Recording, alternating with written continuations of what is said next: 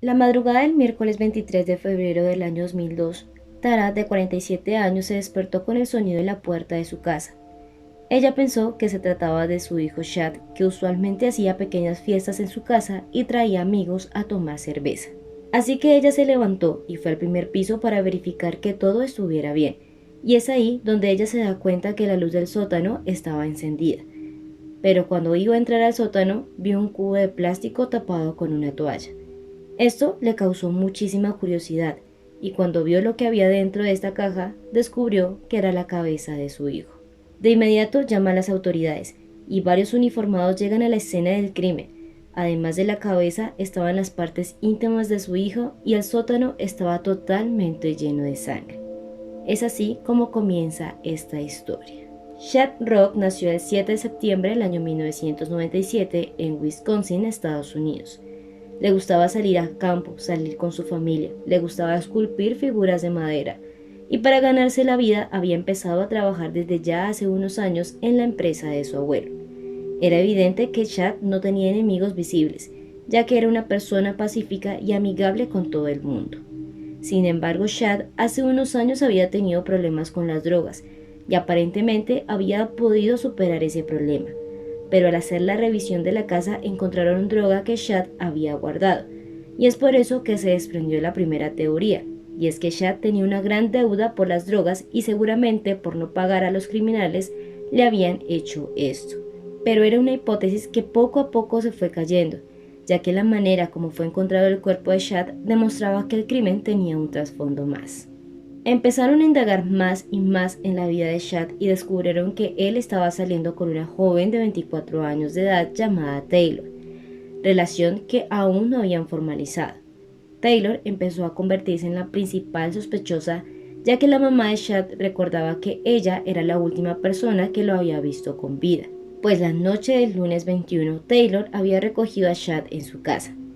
La mamá relató que su hijo no la había visto desde el lunes ni el martes en todo el día, pero ese mismo martes en la noche ella había escuchado unos sonidos, y lo más importante es que ella había escuchado unas voces y alcanzó a reconocer la voz de su hijo. También alcanzó a reconocer una voz femenina, sin embargo no sabía a quién le pertenecía.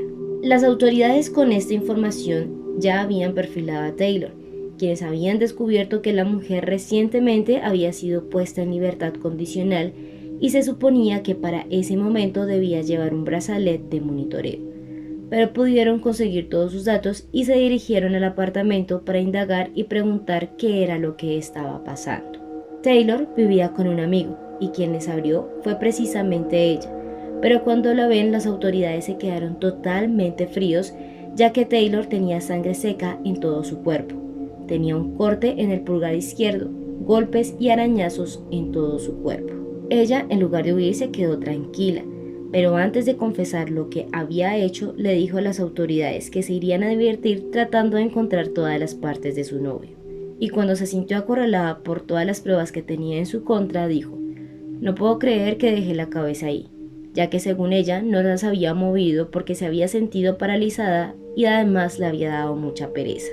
De igual manera, las autoridades, al revisar el auto de Taylor, en la parte de atrás se encuentran unas ollas y al abrirlas estaban las demás partes de Chad. Al llevarla a la comisaría y a revisar los antecedentes se llevaron la gran sorpresa de que ella ya tenía una orden de arresto, pues en el año 2020 fue acusada de agresión y amenaza a un policía. Gracias a esto tenía libertad condicional, y unos meses después fue arrestada por segunda vez y fue acusada de posesión de drogas y por esto la condenaron a 2 años de libertad condicional. Realmente no se sabe mucho de ella, solo se sabe que ella nació y residió en Estados Unidos. Al parecer, ella tuvo una infancia bastante complicada, pues su madre falleció cuando ella era apenas una niña y su padre al parecer fue bastante abusivo. Las pocas personas que conocían a Taylor dijeron que ella era ninfómana, y ella sabía y era consciente de este problema, pues siempre escribía en todas sus redes sociales algo al respecto. Además, también se descubrió que Taylor se había casado para el año 2018, incluso se había cambiado de apellido y también había quedado en embarazo. Sin embargo, el esposo de Taylor sabía que ella le era infiel debido a su problema, pero él siempre la terminaba perdonando. Cuando fue interrogada decía que sus recuerdos llegaban hasta cierto punto, o que era consciente de ciertas cosas, pero finalmente ella terminó confesando lo que había sucedido ese día. Dijo que ese día había ido con un amigo a recoger a Chad y los tres se habían dirigido hasta su casa. Allí consumieron muchas drogas hasta que el otro amigo decidió irse.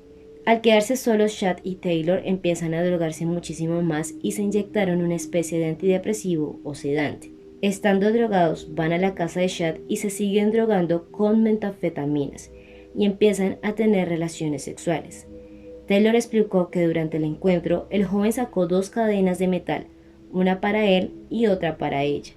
Posteriormente la mujer manifestó que él se puso la cadena alrededor de su propio cuello porque la estrangulación era algo que habían usado antes, y dijo: me volví loca y lo estrangulé, aunque esa no era su intención principal. De acuerdo con el testimonio de Taylor, ella se había sentado sobre Chad asfixiándolo mientras él estaba boca abajo en la cama. Aunque el joven había intentado defenderse, fue ahí cuando la mujer decidió decapitarlo, con uno de los cuchillos de la casa de la mamá de Chad. Incluso después de la muerte de su novio, ella mantuvo relaciones sexuales con el cuerpo durante 3 horas aproximadamente. Hasta el momento se ha fijado una fianza de $2 millones y se espera que su juicio, si la consideran culpable, su pena sería la cadena perpetua.